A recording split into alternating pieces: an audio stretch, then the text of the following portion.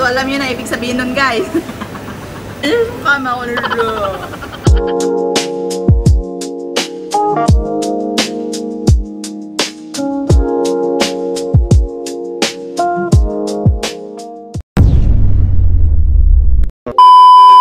Hello mga alipin, ako nga pala to si Jael, ang alipin ng salapi dito sa Malaysia. Sa video nga pala na to mga kaalipin, kasama ko nga pala dito si Ate Betty.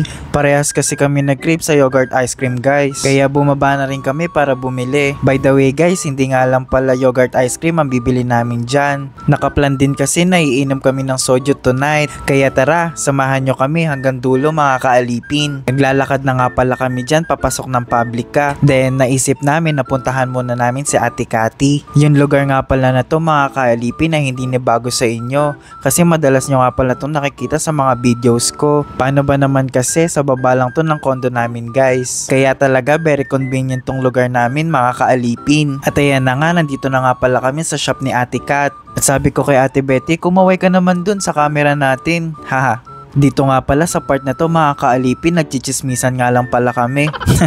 Kala mong hindi kami nakikita araw-araw no? Inaaya din kasi namin si Ate Cat na bumili ng yogurt ice cream guys. Kaya lang sabi niya kami na nga lang daw, kaya hindi na namin siya pinilit mga kaalipin.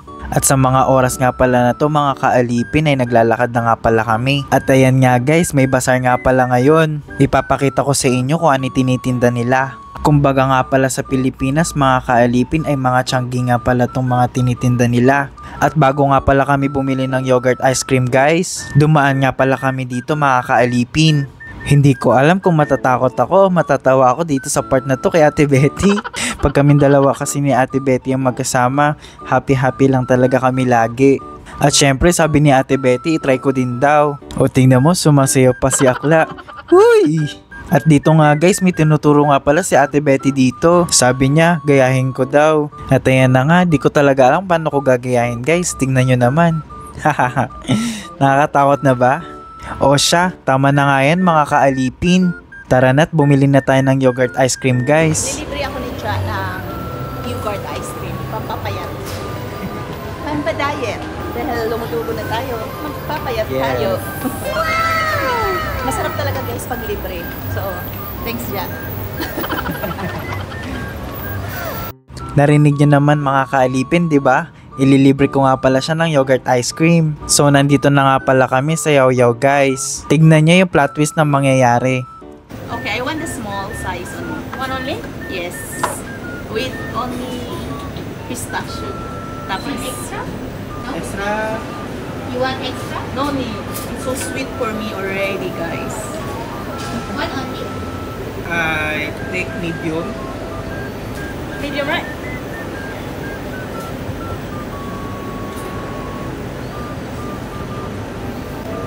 You topping? One for your crumbs. It's only my favorite guys. Pistachio. And strawberry. Strawberry what else? Strawberry and o diba guys, ang sarap ng kain ni Ate Betty no? Pero ang hindi niya alam mga kaalipin, siya talaga ang magbabayad sa part na yan. Sa totoo lang guys, ako talaga ang magbabayad dyan. Kaya lang ang dala ko ay cash. Naalala ko nga pala na cashless nga pala dito. Hahaha. Cashless. Batay. Cashless. Baby. Tawan-tawa nga pala ako habang ini-edit ko tong video na to guys. So alam niyo na ibig sabihin nun guys. Scam. Kama ko nilo. Nice guys. May ka sa chocolate.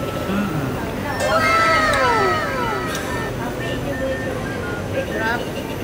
Tong dalawa nga pala na to guys, tawang-tawa nga rin pala sa amin. This one is Yaw Yaw guys.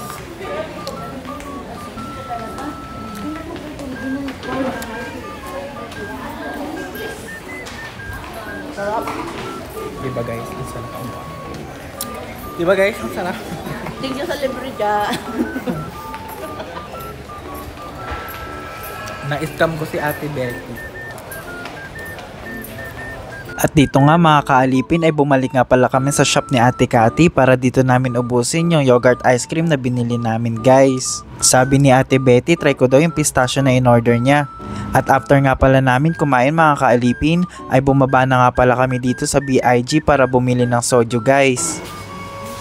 Bexy, magkano na? 17 dyan. Ha? 17.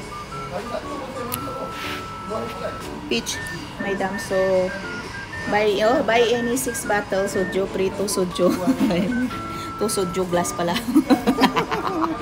4 na lang bilhin mo.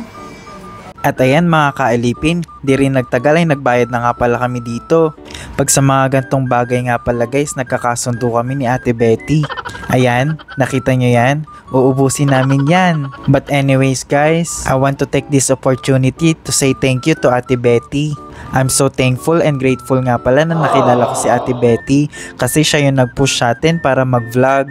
Kaya kung hindi dahil sa kanya mga kaalipin, ay hindi ko may pagpapatuloy kung ano man yung nasimulan ko noon. Kaya I'm so happy talaga guys. O siya, hanggang dito na nga lang pala mga kaalipin. Maraming salamat nga po pala sa lahat ng sumusuport sa akin ha. Hanggang sa muli, paalam!